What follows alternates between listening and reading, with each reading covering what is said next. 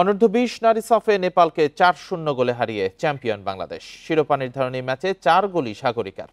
বয়সভিত্তিক সাফে সবচেয়ে সফল দলের রেকর্ড এখন লাল সবুজের দখলে। মোস্ট ভ্যালুয়েবল খেলোয়াড় সাগরিকা, সেরা গোলকিপার মিলি আক্তার। কিংস অ্যারেনায় ম্যাচের শুরুতে মাইলস্টোন কলেজে প্রশিক্ষণ বিমান দুর্ঘটনায় নিহত ও আহতদের সম্মানে নীরবতা পালন করা হয়।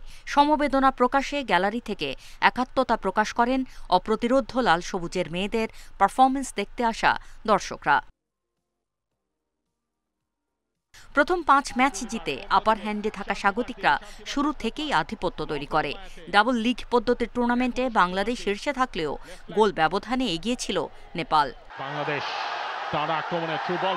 ম্যাচের 8 মিনিটে লিড নেয় বাংলাদেশ। নিষেধাজ্ঞা কাটিয়ে এসে দুটি ছড়ালেন সাগরিকা। আসরের দ্বিতীয় ম্যাচে নেপালের বিপক্ষে লাল কার্ডের শাস্তি পেয়ে পরের 3 ম্যাচ নিষিদ্ধ ছিলেন এ ফরওয়ার্ড। প্রথমার্ধে আর গোল না পেলেও নেপালকে চাপে রাখে আফিদার দল।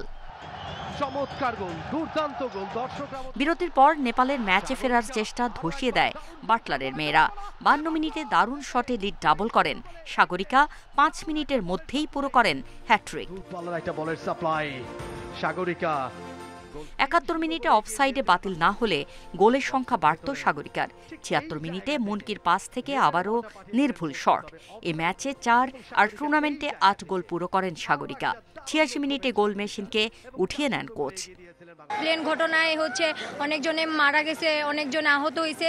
তো আমাদের পক্ষ থেকে সবার জন্য দুঃখিত ছিল। তো খুব কষ্ট লাগতেছে যে আমাদের বাংলাদেশে এমন একটা ঘটনা ঘটছে। কৌশল আর পুরো দল নিয়েও ম্যাচে ফেরার সুযোগ পায়নি নেপাল। রেফারি শেষ মাসির সঙ্গেই 5ম শিরোপা জয়ের উল্লাস লাল সবুজের কুড়ি না পেরোনো দলটির। অপরাজিত চ্যাম্পিয়ন হওয়ার উদযাপন চলে বেশ অনেকটা সময় ধরে। Farida Bakhtiara, Independent news.